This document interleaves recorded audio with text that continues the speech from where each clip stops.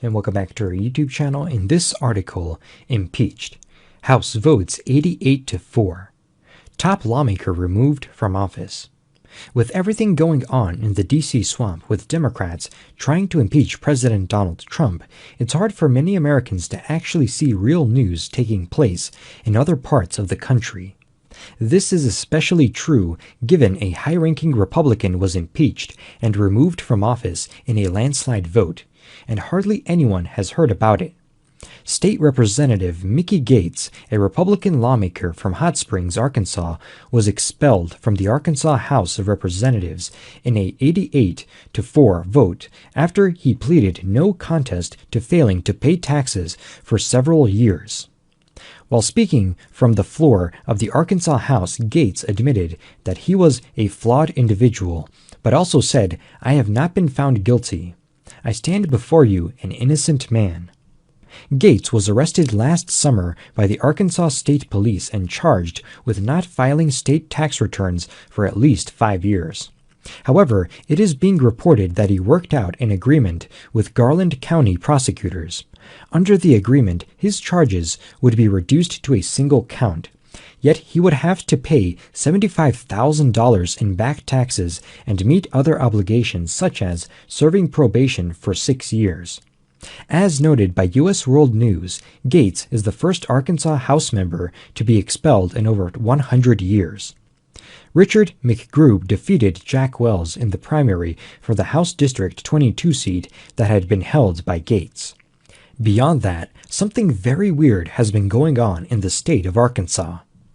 Back in June, former Arkansas State Senator Linda Collins was found by police dead outside her home from multiple stab wounds. Judge David Goodson has set a trial date for October 2020 in the case involving the woman charged with killing Collins. Rebecca Lynn O'Donnell faces capital murder and other charges in connection with the death of the former Republican state lawmaker. O'Donnell was arrested in June, less than 2 weeks after police found Collins dead outside her home from multiple stab wounds. Prosecutors are now seeking the death penalty against O'Donnell and will additionally charge her with abusing a corpse and evidence tampering. Prosecutors said O'Donnell, a friend and former campaign aide to Collins, was filmed removing security cameras from inside Collins' home on the last day the former senator was seen alive. O'Donnell pleaded innocent to all the charges against her at a hearing back in July. Let that sink in.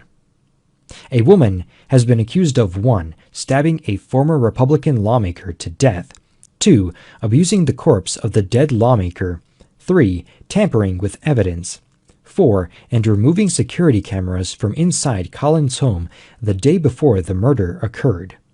Now consider the fact that the mainstream media has largely refused to cover this story. Bizarrely enough, this is the second story involving the death of a Republican lawmaker. Republican State House Representative Jay Powell was found dead last Tuesday morning at a resort in Georgia. Powell's death was unexpected and is being investigated by the Federal Bureau of Investigations in Georgia. Powell, who had been in office since 2008, was the chairman of the Ways and Means Committee and also sat on several other committees.